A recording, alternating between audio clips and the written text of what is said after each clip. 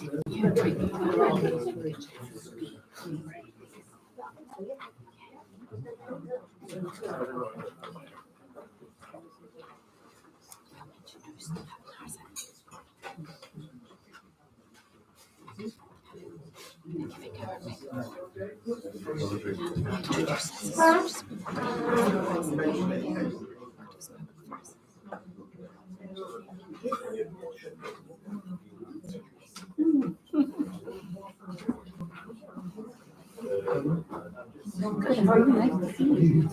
been a long time. She was all on your side. I was like, it's perfect. The nice wife. Catherine was giving me a No.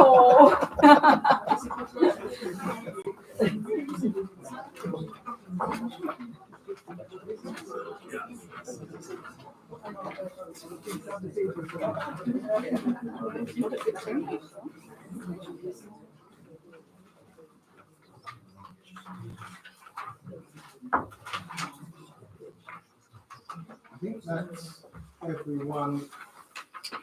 Is that everyone in there? I believe so. Good. Thank you.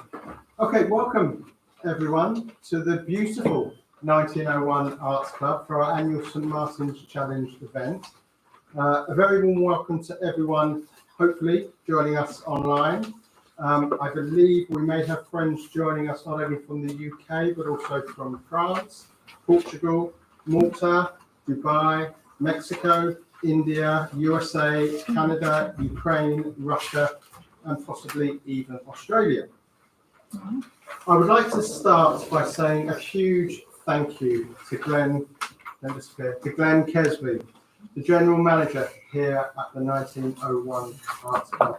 Glenn, I've been putting on events for the last 20 years or so, and I can honestly say that working with you has been the smoothest and the easiest I can remember.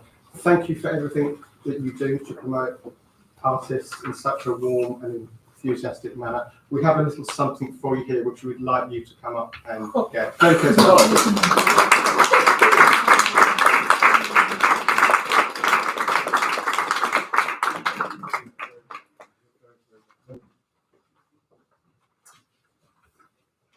Few brief words about the St Martin's Challenge for those of you who may not be familiar with it. This was something that I set up in 2018 with the main aim of supporting vulnerable people in society or those on the margins of society. We do not focus on one specific area, but try to support those in need in whatever difficult circumstances they may find themselves.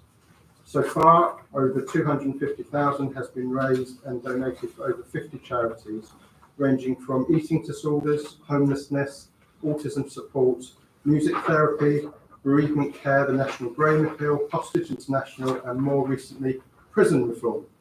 And it's great to have John Collins, CEO of Prisoners Education Trust, and Ted Smith from the Prison Reform Trust here with us this evening. Tonight we're supporting the Cognition and Brain Sciences Unit at Cambridge, or CBU, our main charity for this year. If I could draw your attention to the leaflet on the chair that was left, on one side you will see more details about the incredible work of CBU. You will also see a link and a QR code. If any of you are in a position to support, that would be hugely appreciated. It's a good time to welcome Melina Mercier, Head of Development for Brain and Mind Health at Cambridge, who I know will be very happy to tell you more about how any support is used. And as we'll hear a little bit later, it's a truly outstanding and life-saving unit. Now, some of you may know that after 4 years of 5 a.m. writing, I have recently released a novel, and I thought I would take the opportunity to launch it this evening. But I do that for 2 reasons, not because it's an incredible work of literature, because it's most certainly not, but the front and the back cover were beautifully designed and painted by Dmitri Miletskii, who's with us this evening.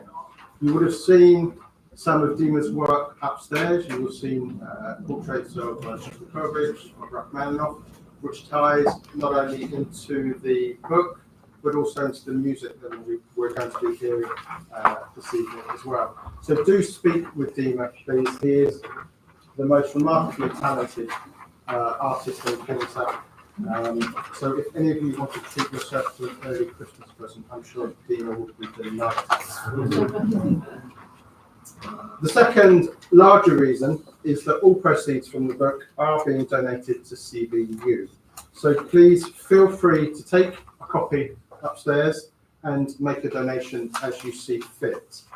Obviously, if you would like a signed copy, the price becomes considerably higher. You think I'm joking? Yeah. We will start this evening with a short scene from the novel.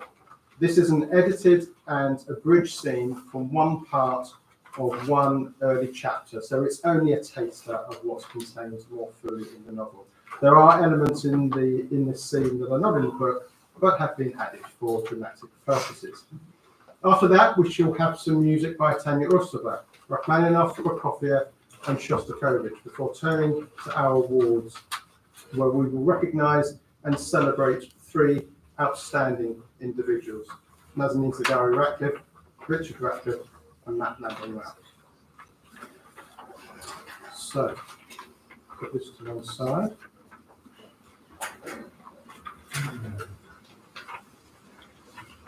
So I'd like to invite you all now to remove yourself from London, November 2024. It is December 1955. We are at Trinity College, Cambridge. More specifically, we are in the rooms of the Cambridge academic, Dr. Henry Wilton. To his left is his much younger, ambitious colleague, Dr. James Caulker. They are getting ready to interview 17-year-old Joseph Wilmington for his university interview for English literature. The next one, Joseph Wilmington, of Beaton's Grammar School, Lancashire. Examination papers are excellent. He's strong in poetry and he has an excellent understanding of tone and style. Lancashire? Indeed. Still, it can't hurt to water down the Westminster blood now and then. And besides, that part of the country didn't do Wordsworth any harm. He has the necessary Latin. Oh yes, he taught himself, apparently, according to his schoolmaster, which bodes well. That's a strong work ethic. You know, this is my 8th interview of the day, and my 22nd of the week. I only hope we should get through them all. We should be fine if we just stick to the information in their files. However, as a natural scientist, I really do not feel that I am the right person. Nonsense. McIntyre across the corridor, he's interviewing for a mathematics, and he has young Wilhelm with him. Now, Wilhelm is a medievalist. He knows more about venerable Bede than Boolean algebra. No, it is no matter. Not just a chat. We shall sharpen our wits against each other. Yes. Good. I finished that. Now, you jot down your impressions of him. I'll do all the talking. Enter.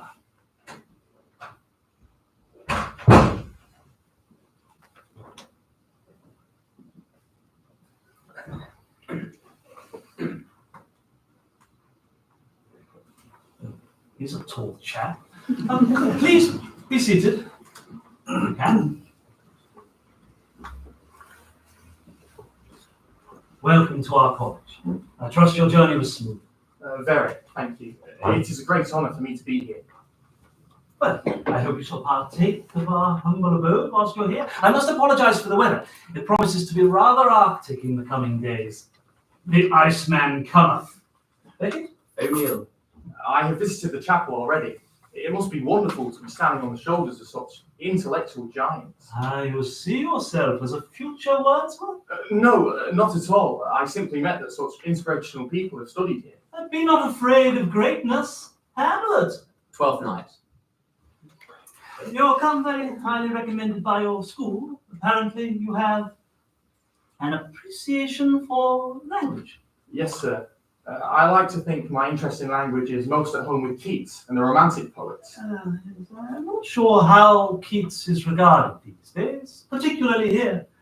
It seems to be more about Eliot and modernism now. Do you read or speak German? I fear the extent of my German rests mostly with Wagner's recital in Lotherington, sir. Fun! Good grief. Well, I very rarely look down upon anyone, but, well, I should have little choice with that old sorcerer, huh? Because he was barely 5 foot. He wasn't very tall. Neither was Keats. No, don't doubt his influence for a moment, but why anyone would want to sit through 5 hours of the ring cycle is beyond me. I mean, it's migraine-inducing. Proust couldn't even claim that time back. What is it Puccini said of him? I can't judge Wagner's Lohengrin on a first hearing, and I have no intention of hearing it a second time, or something like that. I think it was Rossini who said that. It was Rossini, of course. He said Wagner had some nice moments, but some awful quarters of an hour. Although I wouldn't want to listen to Barbara of Seville for too long. Tolstoy was equally damning. He called him ridiculous and unintelligible. He walked out of one performance in Moscow. I can't remember which opera it was, but I don't suppose that matters. Still, Tolstoy had it in for everyone in the end. Very few escaped his moralistic tongue. Not even Beethoven. He accuses us intellectuals of upper-class snobbery and art for art's sake alone. Meanwhile, his idea of a great work of art appears to be peasants sidling back and forth across the land, humming Russian folk songs. But I can't imagine the University Council stomping up and down the fens singing Vaughan Williams.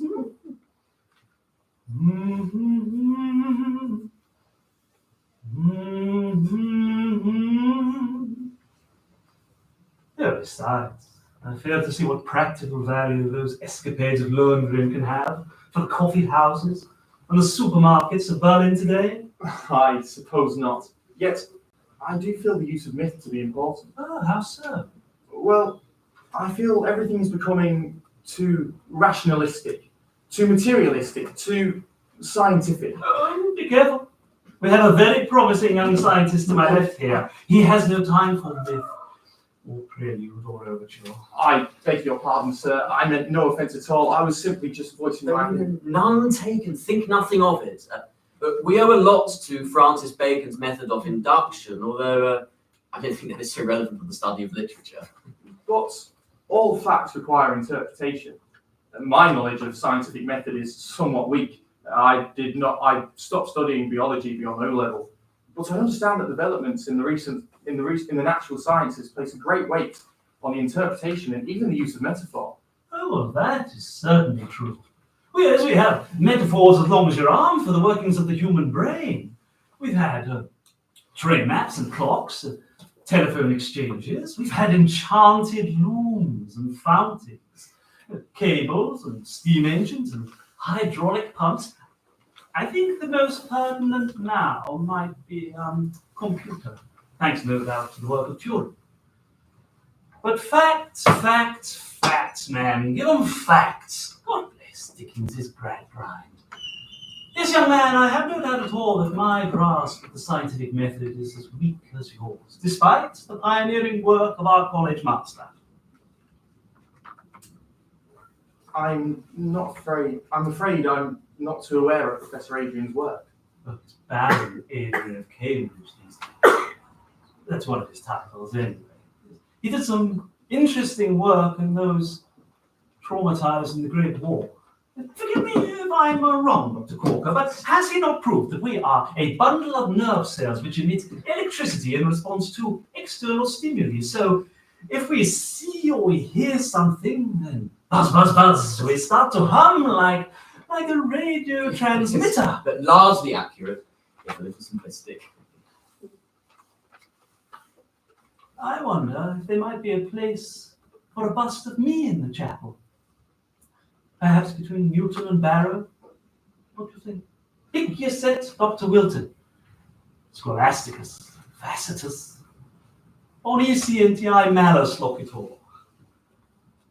Here lies Dr. Wilton, scholar, wit, and bad communicator of good science. Sounds rather splendid, doesn't it? Yes, sir, although I believe it should be benign. By Jove, he's right. Better already. Mr. Gradgrind would be proud. Isn't sure a postscript is added indicating my shocking use of Latin. Yes. Oh my. I would like to think that the contents of the human mind are the result of much more than just electrical signals from nerves. I doubt that Keats's use of simile or metaphor could have been produced so mechanically. Do you know, Wilmington? We can now actually hear water beetles think.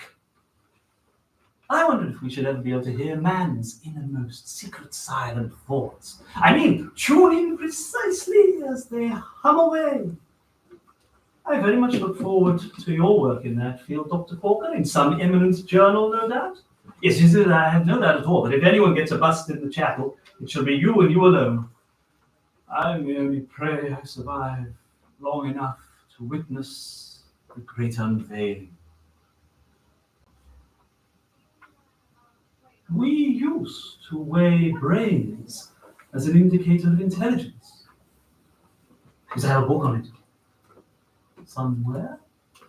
I have no idea how it came into my possession, but bear with me.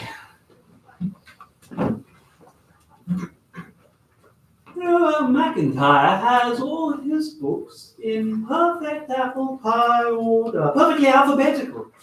Starts with Archimedes, he ends in Zeno.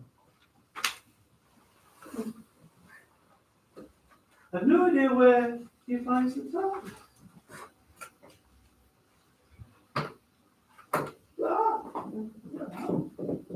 Here we are.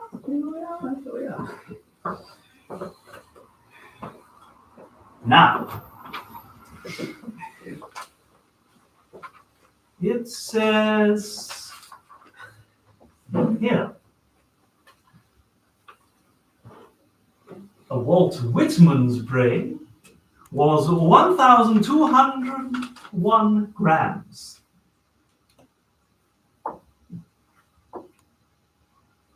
Oh, I have no idea if that's heavy or not. No, apparently not. Turgenev's was 2,001 grams, which is, well, it's 2 bags of sugar, isn't it? So clearly his brain was a saccharine, as his prose. Still, all those numbers mean nothing, of course, because according to people like Lombroso, we're all born criminals. We all have an urge to confess something, even if we are completely innocent. That theory has now been completely refuted. I think it's best if we get back to the interview. Yes, I've no doubt it has, but the importance of education still remains. Is that not the purpose of a university? To teach morality as well. Virtus veris. Virtue is true nobility. Still, they're not having mine when I sail away into the night. That is staying right here. Have they not proved recently that our ancestors had much, much smaller brains than we do? This is Jar Man. It was Peking Man. It was some such man. I took it confused. There are differences, Homo, yes, but this is not really. Yes, and when their brains became big enough, they were flooded with intelligence, and we became Homo sapiens. The Rubicon has been crossed. Know who coined that? In Shakespeare's Antony and Cleopatra. Whitehead, in one of his later lectures here at Trinity. I forget when exactly, but I think I was there. He's in the chapel. North wing of the antechapel. Yes. Yes, that's right. Yes. Charlie Broad did the Latin. I believe so. I suppose one could call the chapel our very own intellectual Valhalla. Although it's hard not to argue that all this intelligence has just led us to the brink of destruction. Certainly, Bertie Russell seems to think so. It's all very doom and gloom. I find it hard to follow what Charlie Broad says these days. Certainly, I can't follow much of his research now, can you? Reverse causation, he calls it. So, an effect can occur before its cause. Yes, sounds like the sort of nonsensical stuff that physicists are doing down at the Cavendish. I dare say it is far more complicated than that. Perhaps we should continue. I dare say it is, yes, but it's still rather disconcerting to think that I may already have eaten tomorrow's breakfast. It's all this Society of Psychical Research nonsense, you know, Podmore, Myers, Sidgwick, Gurney. Yeah, it's all Trinity, man. They set it all up. Of course, the current president is a former Oxford chap named Lambert. He argues that all poltergeist phenomena are the result of underground streams near the coast. It's all to do with tides and geological formations. Explain that to me. No wonder M.R. James said most of his ghost stories on the Suffolk coast. According to Lambert, that place must be positively teeming with ghosts and God knows what else. Still, it's all a sham, of course, that society. Hallucinations and levitations, telepathy, clairvoyance, astral bodies, out-of-body experiences. You know, apparently, some people have what is known as extraordinary essential presence, or something like that. Yes, they can pick up on things that elude mere mortals. Half of my students can hardly pick up a pen. 3 overdue essays last week, James. Then you can take a horse to water. Yes, shall we return to the interview? It's not what we would call rigorous scientific study. I mean, it's more at home on the couches of Zurich than it is here in Cambridge. There's no empirical evidence whatsoever, and I don't see how they can. I mean, everything in the intellect must first come through the senses, and when they pack up, well. Still, half the senior common room are either already away with the fairies or have pickled their brains in enough ports, so there is ample raw material. The current thinking, of course, is that we are more electromagnetic creatures than thermodynamic ones, so that we emit more electricity than heat. Now take that to its limit, and we each have an astral body alongside our physical one. This is a very heated debate about it some weeks ago. Harrison got very het up about phantom limbs. He argued that when you remove part of the brain, even, much of the memory and the intellect continues to function pretty normally, and ergo, thought and will reside not within the brain, but in some higher spiritual realm. And apparently that explains the visions of ghosts and apparitions. But if they're invisible and material, how can one see them? It's one. Still, I suppose I may be dead already, and you are dealing with my electrical health, which might have its advantages sometimes when one has to entertain McIntyre.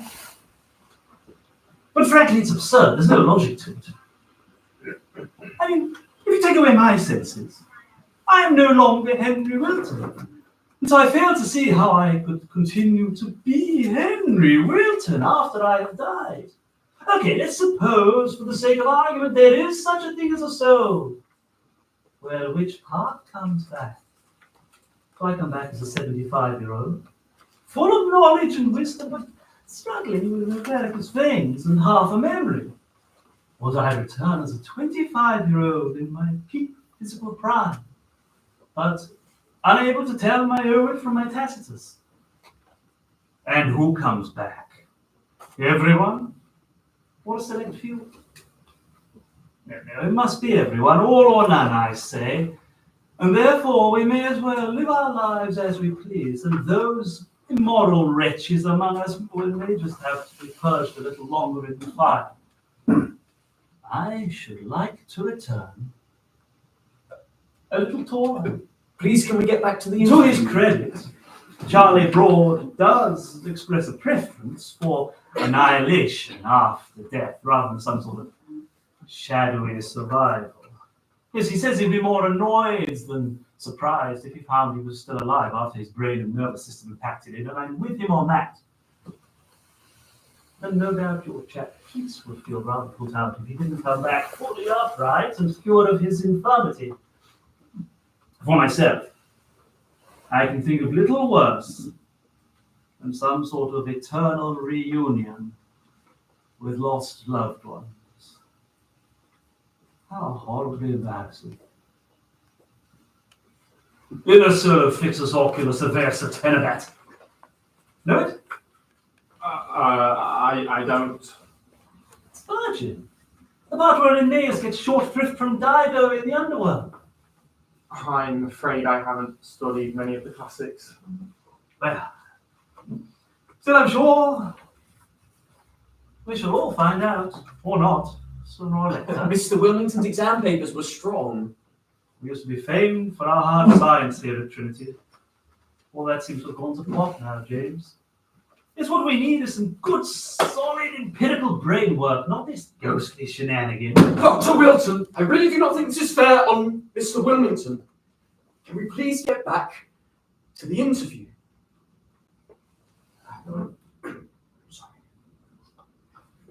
Indeed.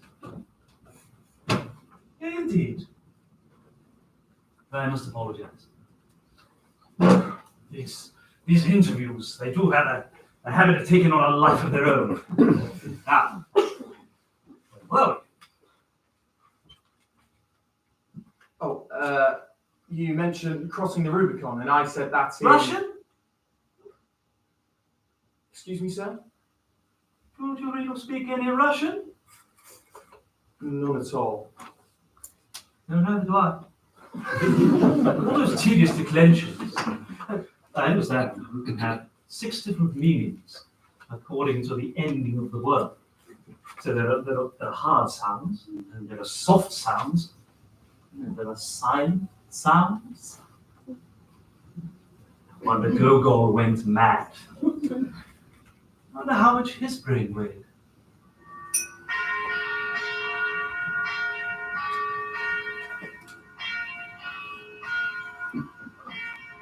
It's rather unusual, isn't it? Well, it's unique, in fact, the chime. Do you know the only thing that can stop the incessant march of time? I'm afraid I'm not too familiar with Newton's laws of gravity or Einstein's relativity, but I think it could be something to do with... Pigeons. Pigeons? Yeah, pigeons. You know, some years ago, time stopped completely here at Trinity. I'm not sure. 2 pigeons rested on the second half at precisely 8:45 in the morning. Not even Newton's gravity could budge them.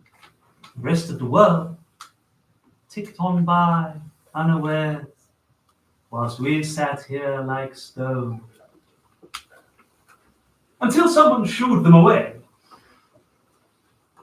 More scientific grist for my mill, Dr. Caulker.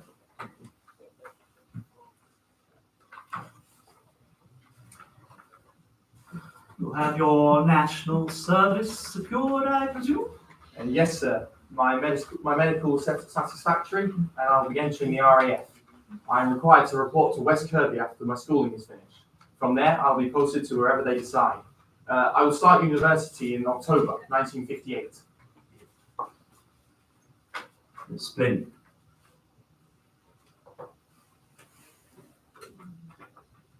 Close your eyes. Close my eyes. I think I'd rather not. Well, it won't take long. It's just a quick experiment. Nothing psychic.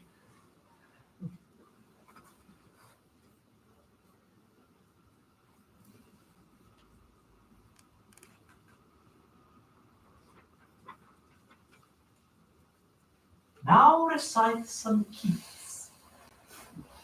Recite some Keats. This is whatever comes to mind.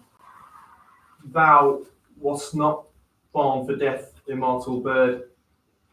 Hungry. That is sufficient. Now let me explain what was happening there. When you were relaxed, you had your eyes closed, your brain was emitting an electrical rhythm of about 10 beats per second. A steady rhythm. And then, when you were attracted to the sound of my voice, and then you undertook an intellectual task, reciting Keats, well then your brain cells were excited, and they fell out of time with each other. Our college master has proved it all with electrodes on the scalp. Berger's rhythm it's called, after Arnold Berger. Hans Berger. I think it's rather self-evident, though. I mean, when one opens one's eyes, one can't help but look at things. So I'm not quite sure what it all signifies. All one needs is a little peace and quiet.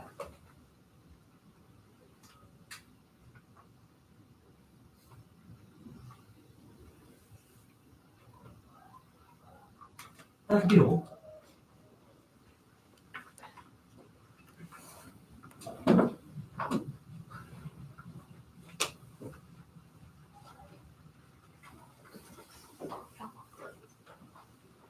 Can I tempt you to some light refreshments at the Eagle? I think we've earned it. Must just avoid that Francis Crick. I've no doubt he shall get himself a marble bust. That boy, he was rather tall, wasn't he?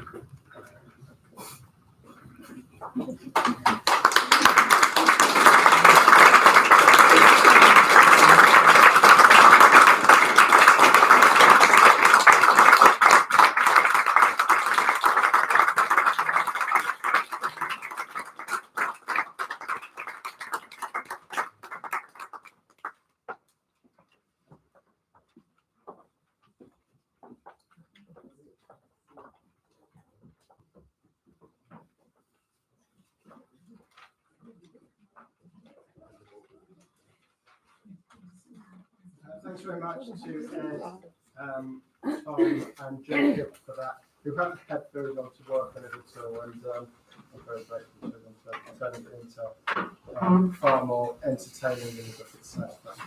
We're just going to do some logistical things now, but I do have to say in all seriousness that the characters of Dr. Henry Wilton and Dr. James Caulker are entirely fictional and not based on any historical figures associated with Trinity College, Cambridge. I do not want it to.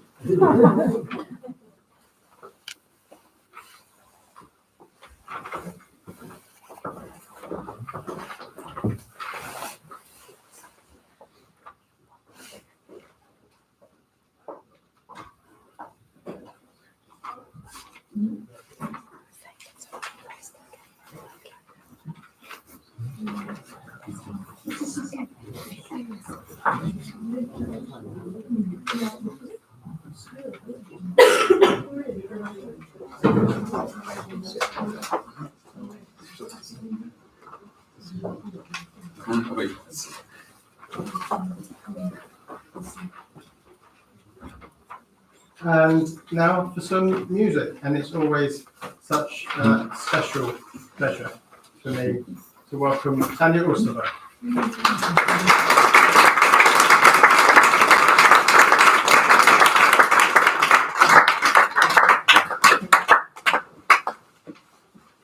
Good evening and warm welcome. I have prepared a short program of piano music for you tonight to celebrate St. Martin's Challenge Awards and also the launch of Wilson's book, The Damnation of Joseph. The novel takes place, as you noticed, in the 1950s, during the period of the Cold War and the Iron Curtain. So I thought it would be fitting to perform some of my favorite pieces from roughly this period of time in the 20th century. Having grown up in Ukraine, I have been brought up on music of Rachmaninoff, Prokofiev, Shostakovich, so it is very close to my heart. I would like to start with two preludes by Rachmaninoff, Opus 32. His 13 preludes from this opus complement his earlier 11 preludes and complete the full set of 24 in every single major and minor key. Rachmaninoff was a very fine pianist himself, but interestingly, he only ever played 8 of his preludes in public, and he never played more than 4 at a time. So today I'm going to treat you to 2 of his favorite preludes. The first one is in E minor. It was inspired by Arnold Böckling's painting, The Homecoming, and was Rachmaninoff's personal favorite on all of his 24 preludes. This piece is highly regarded for its repeated and rapid chord sequences, which create the illusion of the Orthodox church bells. This effect is present in many of Rachmaninoff's other works. And the second piece I will play, Prelude in G sharp minor, also has some bells. However, these are more reminiscent of the little tinkling of the little bells on sleighs or horse-drawn carriages. You can clearly imagine a very snowy and desolate winter landscape, shaped by some little tinkling of little bells in the distance. I hope you enjoy it.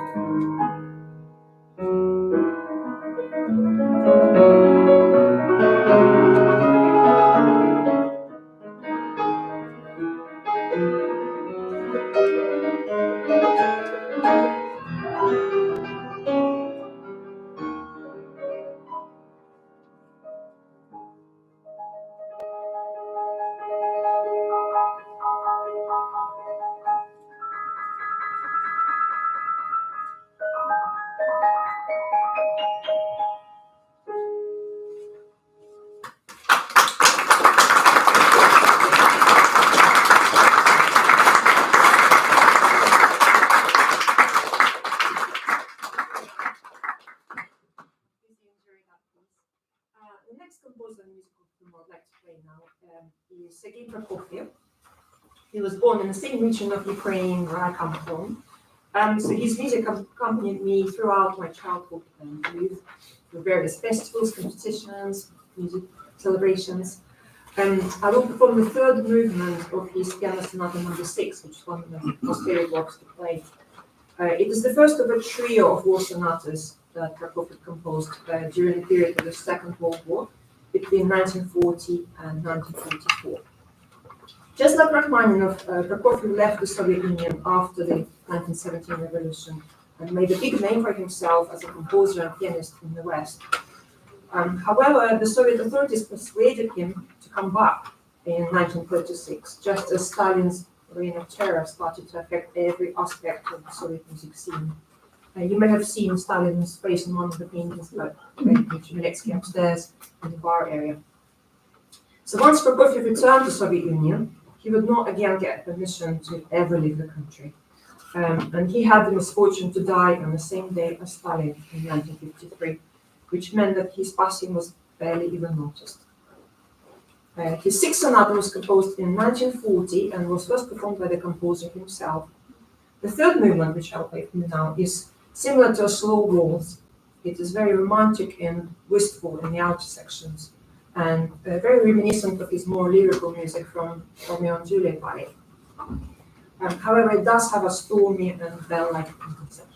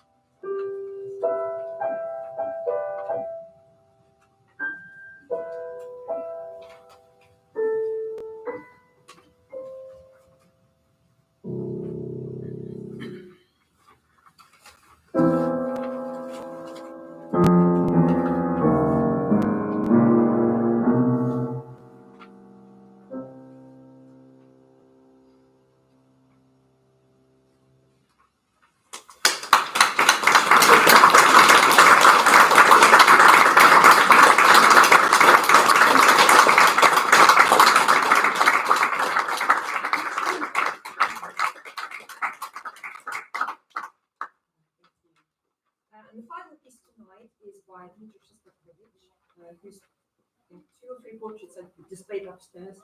And I think they really encapsulate this composer, so I'm really appreciative of your work. I chose to perform this piece tonight because the music of Shostakovich plays an important role in Lewis's novel, The Mission of Joseph. The main protagonist, Joseph, first hears a prelude and fugue by Shostakovich played by his tutor, Olga, while he's completing his national service in prayer in Scotland. He then buys an LP of Shostakovich's prelude and fugues when he is in Berlin, later in the novel. He finds the music of Shostakovich equally fascinating and confusing. This piece I'm playing tonight is a prelude and fugue in B-flat major, number 21, which comes from a complete set of 24 preludes and fugues in all major and minor keys. It was written by Shostakovich after he was inspired by Tatiana Nikolaeva's performance of 48 preludes and fugues by Bach at the Bach's Festival in Leipzig that Shostakovich attended as a member of the jury. Tatiana Nikolaeva also became the first pianist to record Shostakovich's full set of 24 preludes and fugues. He himself only played a selection. So it consists of 2 parts, prelude and a fugue. The prelude serves as a slightly anxious and quirky introduction to the fugue, which has a traditional Baroque structure. The main upbeat theme of the fugue is continuously repeated by several different voices, which then converse and interact with each other, and sometimes even get into a heated argument. So I hope you enjoy it.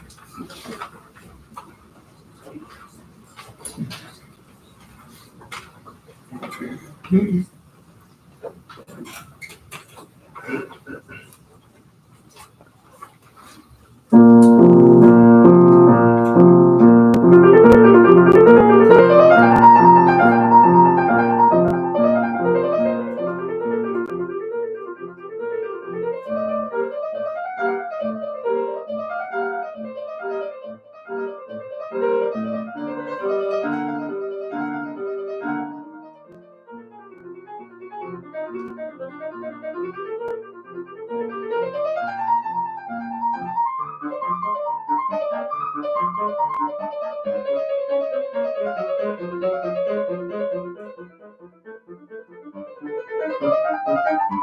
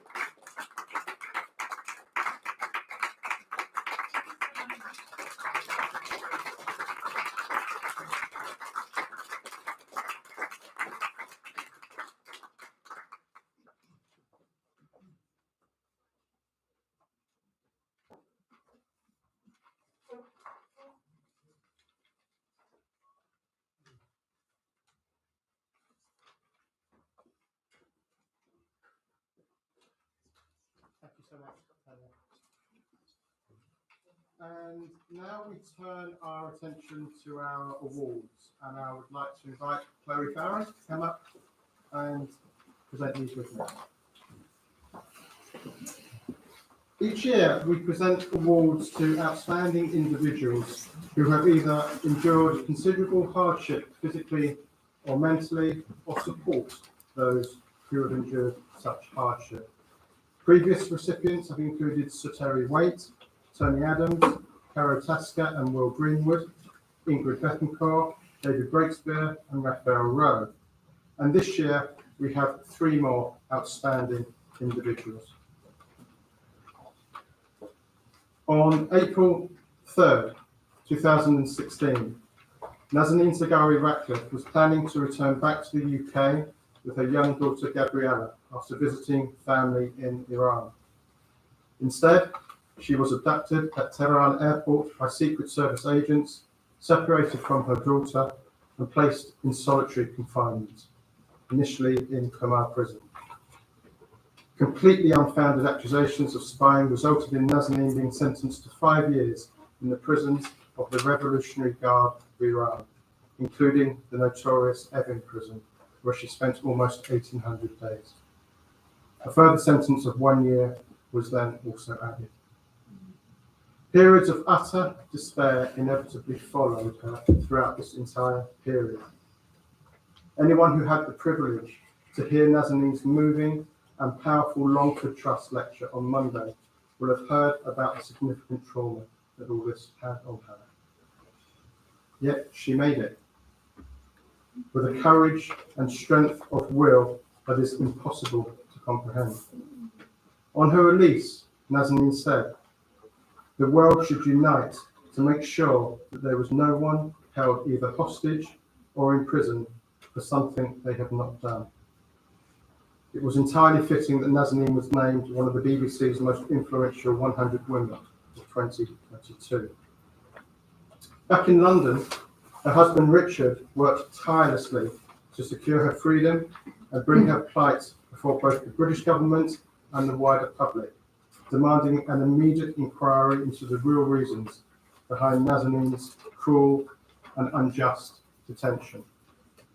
This included numerous petitions, media interviews, and a grueling 21-day hunger strike outside the Foreign Office towards the end of 2021. Upon ending his hunger strike, Richard said that he had promised Nazanin that he did not want to go out in an ambulance, but rather wanted to walk out with my head held high, and he most certainly did. Fortunately, this story had a happy ending, and on March 17, 2022, Nazanin was released, shortly after the British government paid an outstanding debt to Iran, which dated back almost 40 years. They could be a family once more. Since her release, both Nazanin and Richard have continued to campaign to bring the many cases of unjust detention of others to wider public awareness. I'm very grateful to Sir Terry Waite, one of our strongest supporters, for sending in some words, which Chloe will now kindly read for us.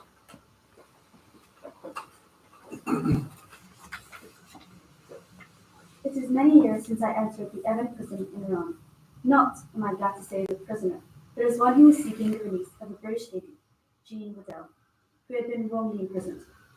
I was then made aware of the many Iranian women who were unjustly incarcerated, and years later, the case of Nazanin Zaghari-Ratcliffe came to my attention through Hostage International. Nazanin stood in the long succession of brave Iranian women who had been unjustly treated by the administration of that country. Her situation was made all the more difficult for her, as her husband Richard was in the UK with their young daughter. Richard was determined that he would do everything possible to obtain the release of his wife and to make sure that her case was constantly kept before the public. He was tireless in his work on her behalf. Eventually, Nazanin was released, and the family were reunited back in the UK. It is entirely appropriate that both Nazanin and Richard should be recognized for their bravery and fortitude, and presented with an award by the St. Martin's Challenge, an initiative which I am very proud to support.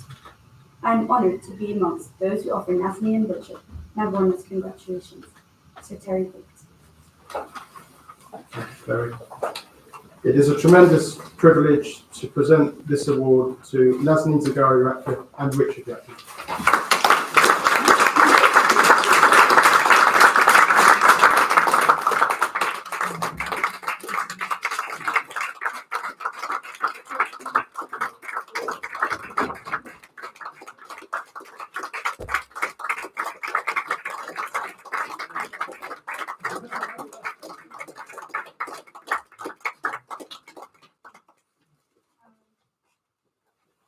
Thank you very much. It's an honor to be here, but also I think I am probably at the beginning of a very long road. I sometimes think that I have just basically been in prison and I haven't really done anything. And all this kind of love and care and support and everything, it's overwhelming and it's humbling. But also I think what prison made me understand was I'm more sensitive about the suffering of people. It almost put my life in perspective in a way that, you know, we go through all that kind of little things in life we worry about. It sounds a cliche, but when I was arrested, I had so many plans for my future, but all of them were hold for 6 years. And it made me think that we have today and we have to do that day. But also, when I came out, and of course, thanks to many people whom I don't think I will ever be able to thank enough, I realized that when I was in prison, there were many times that I felt nobody knows where I am or what I do or under what condition, until I realized that I was wrong. And you know, there were so many letters sent to my parents' house, to the embassy in Iran, to the Amnesty. Obviously, they didn't allow me to have them when I was in prison. But it was only when I came out that I realized that, you know, all these people had thought about me when I was in prison, and I felt that I was forgotten. So one of the things that I felt I am capable to do, and I should be doing, is to talk about those people who I have left behind. That's my mission. When I was standing here last year, or sitting in the event last year, I thought about what the Prison Education Trust does.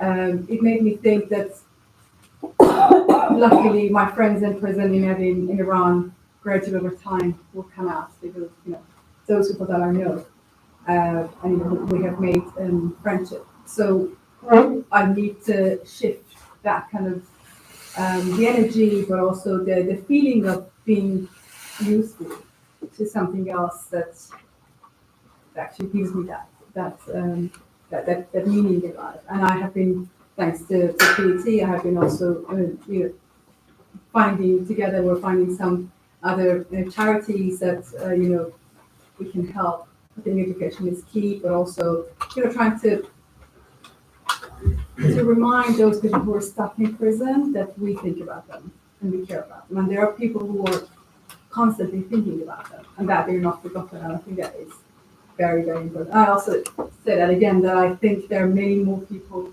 who are more deserving to receive this award. But I am honored. Thank you very much.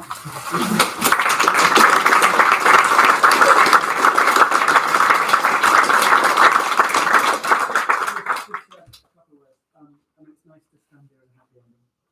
There were many people that follow their story, and as Lewis was reminding me, would come and see me in hunger strikes, or I do podcasts, or ranting on the radio and media. It's nice to be out the other side and to be here, and it's over. And as Nazanin says, you sort of, in some ways our experience was tunnel vision and battling for one thing, and you don't notice the rest of the world until it's done. And there is the gradual thawing and sort of a happy ending, shifting almost to a happy beginning. That's learning to be happy again and not to be quite so curmudgeonly, but also realising there's all this wide world of joy, but also injustice. And I think it's an honour to be here with St. Anthony's Challenge Award. I remember when we did a hostage stuff way back with Terror's Award, but also podcasts and coming with Gabriella, the person we back. I think the more we step away from what we've been through, the importance of hope in getting through it, the importance of hope in so many other areas, particularly the world as it is, whether that's Ukraine, the Middle East, wherever else. So thank you for everything you do for this organisation, for keeping hope alive all the way you can. So thank you, Julie.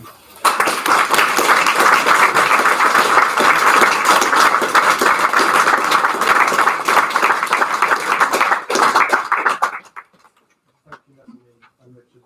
As we heard, there is also a third very special member of the Zaghari-Ratcliffe household, and that's Gabriella.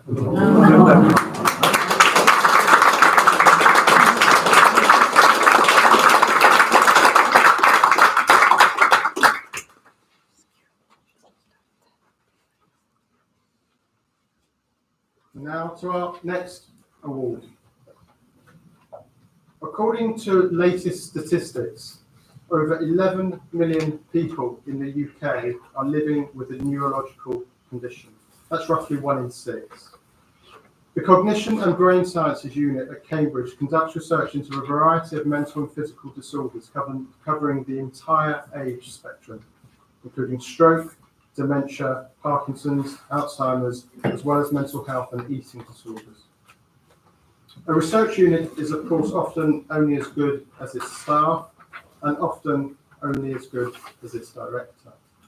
Matt Lambon-Ralph has been director of CBU since 2018.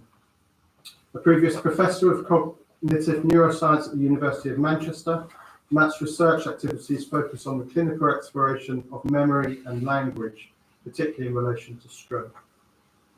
Matt has sat on the editorial boards for numerous distinguished journals, including Cognitive Neuropsychology, Neurobiology of Language, Neuropsychological Rehabilitation, International Journal of Language and Communication Disorders, Alzheimer's Research and Therapy. He was president of the British Neuropsychological Society from 2010 to 2012, vice chair for the British Aphasiology Society from 2000 to 2005.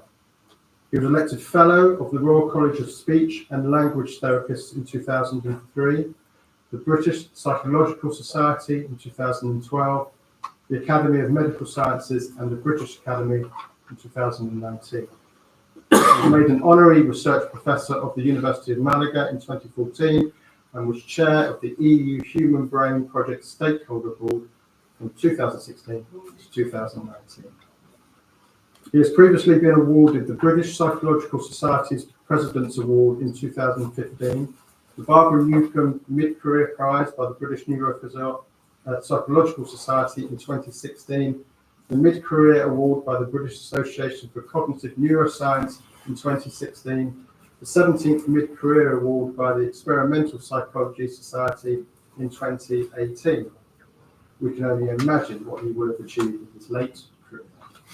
If I were to list all of Matt's sole and collaborative publications, we will likely be here until Christmas.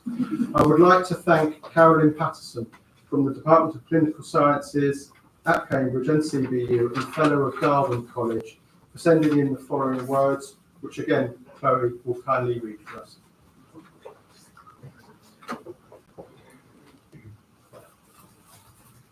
Professor Matthew A. Lambon-Ralph, Director of the MRC Cognition and Brain Science Unit in Cambridge, has an impressive and unusual commitment to research on stroke and other neurological conditions. This is unusual in the following sense. Matt is a highly respected basic cognitive neuroscientist. His high-profile research on fundamental aspects of brain science, without reference to neurological disorder, would be more than sufficient to build and sustain an outstanding academic career and reputation.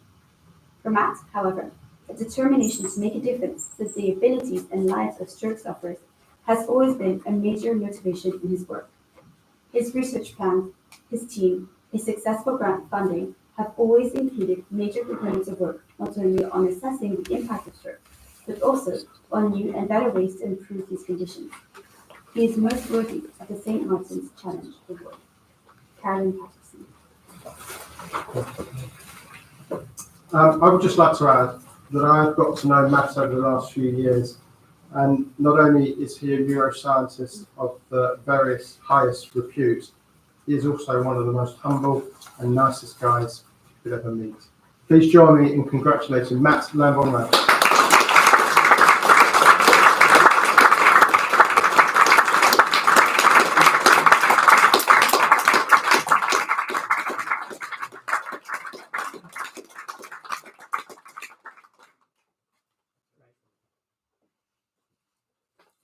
Well, thank you. It's, I must admit, amongst such august company, I feel a lot like that student coming from Lancaster, except in my case from Swindon originally. So I'll save you my original West Country accent, which might sneak out after another drink. First of all, I just want to thank Lewis. I was thinking as I was coming here from Cambridge, we seem to be living in a world at the moment where everyone shouts at each other and is angry with each other. And it's thanks to things like what Lewis is doing through this foundation that I think is very, very important. It's important in general, and I currently feel it's even more important than ever before.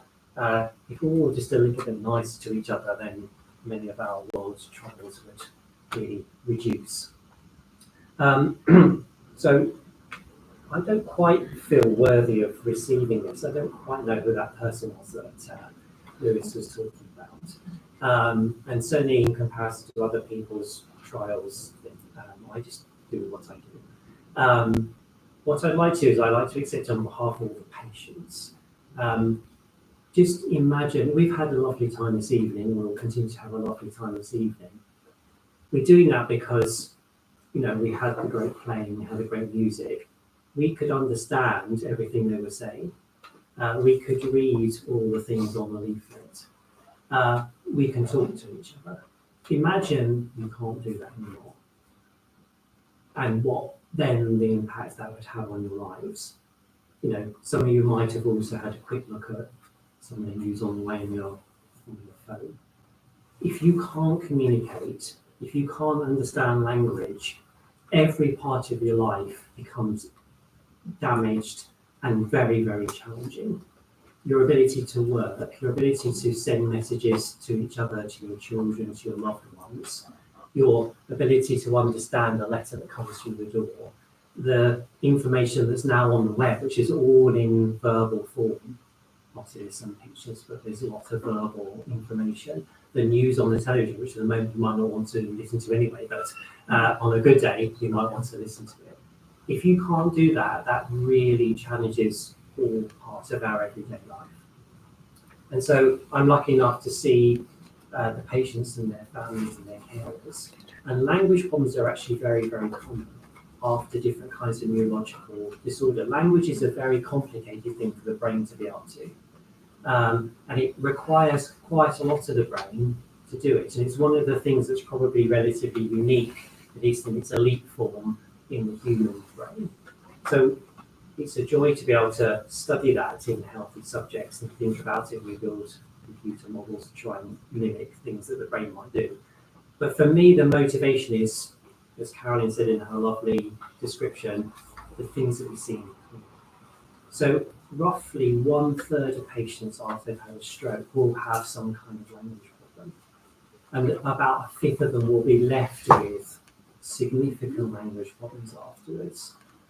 Even if you've got mild language problems, just to live with that all day is very, very tiring and wearing and irritating, not only for the person themselves, but all their family, your ability to interact with each other.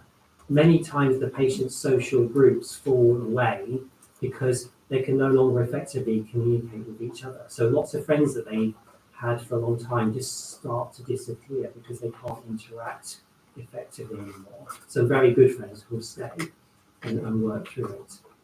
And actually it's also very common in the other neurological disorders. So in glioma, in surgery of different kinds, but in different kinds of dementia. So many people now, thanks to people being brave enough to come forth in the media, we now know that there's many different kinds of dementia.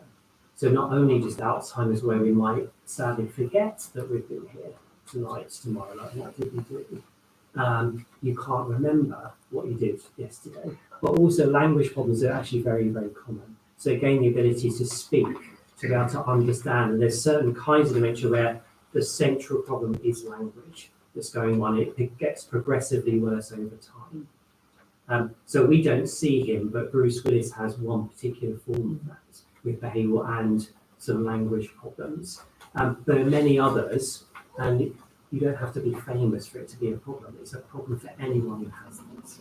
So we're motivated to try and understand in my group how the brain does normal language, how it develops, how it can go wrong in different kinds of neurological disorder, how we can help with the diagnosis of that, because often patients wander around our lovely NH system not being recognised, and so we try and help with the diagnosis, then the management, and because I'm lucky enough to also be an honorary speech and language therapist, we really think about what could you do to help people with their current language, how could we improve it in the dementias, how can we keep the language up as high as possible for as long as possible. If you can do that a little bit, it makes a big difference. If you can get some words back, you can start communicating again. If you could relearn the names of your family members, you can at least say their name when it's their birthday, or on the phone, or send them an email. And those little things, of course, make a huge difference. And patients who have got some more language, they can get reintegrate with trying to do some work, do their hobbies again, all the things that we all love doing, and things like coming to this lovely event. So that's what we try and do, and it's highly motivating, and it's humbling, and I'm extremely grateful for Lewis that bringing that to the fore and adopting the Cognition Brain Sciences unit this year for his charitable work is extremely grateful. Thank you very much, Lisa. Thank you.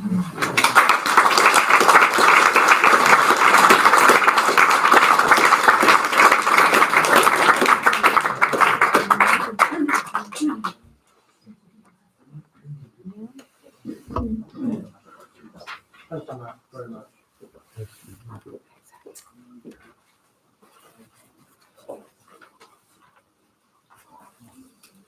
This brings us to the end of our awards, but I do want to take this opportunity to acknowledge someone else who was present with us this evening. I'd like to invite Nazanin to come up back for this.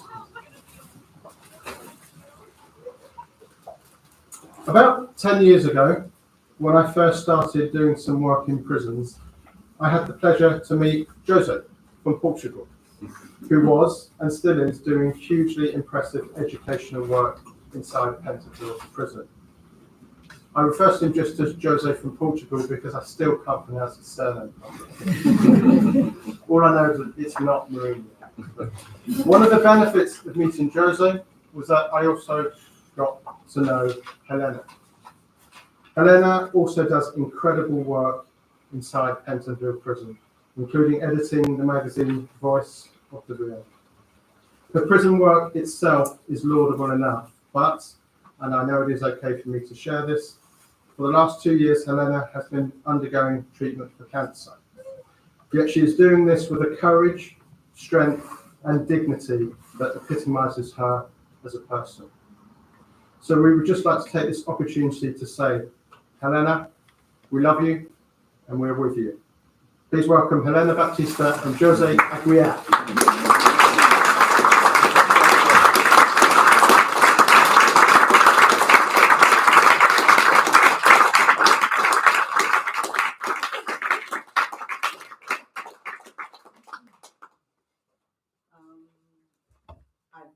I'm very lucky because I spent the whole day in prison, and one of the many things I did was to try to convince someone that it was not appropriate for a December magazine to write something about how important it is to write your own will. In that context, it's the right thing, the wrong thing to do. And then I end up the evening sharing the evening with Lewis and Joseph, the tall boy, and his obnoxious professor, and Shostakovich, Kamashnikov, Prokofiev, and Tanya. It was wonderful.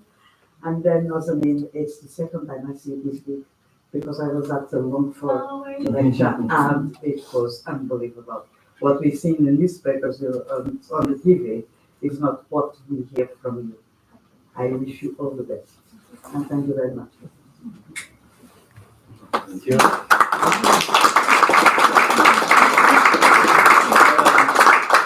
Thank you very much. Thank you very much, Louis, for inviting us. And I feel honored to be joined by the recipients of the awards this evening. So I feel privileged and honored to be one of the first recipients of the St. Martin's Challenge Award back in 2018. So I'm extremely privileged to be joined by you two on this gallery, if I can say. Prisons are a very dark place, and I'm very happy and feel supported by St. Martin's Challenge and particularly personally Louis, and helping me to bring light in. I, as the recipient of the St. Martin's Challenge Award back in 2018, I see the impact of these awards in people's lives and transforming people's lives.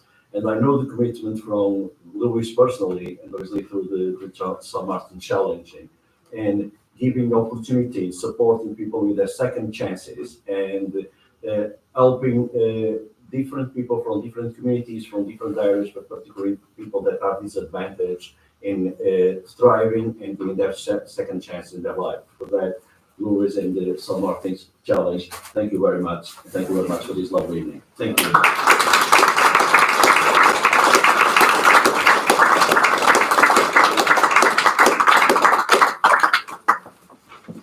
Thank you, Jeffrey. That brings us to the end of the evening. A big thank you to Ed, Tom, Jacob, to Tanya.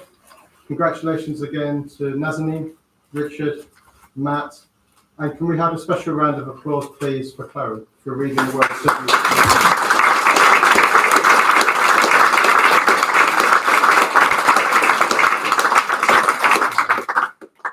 We now must say goodbye to those of you joining online. I hope you joined online. If not, then Watch it in recording. It was looking promising. Thank you very much for joining us. I hope you've enjoyed the evening, and take care.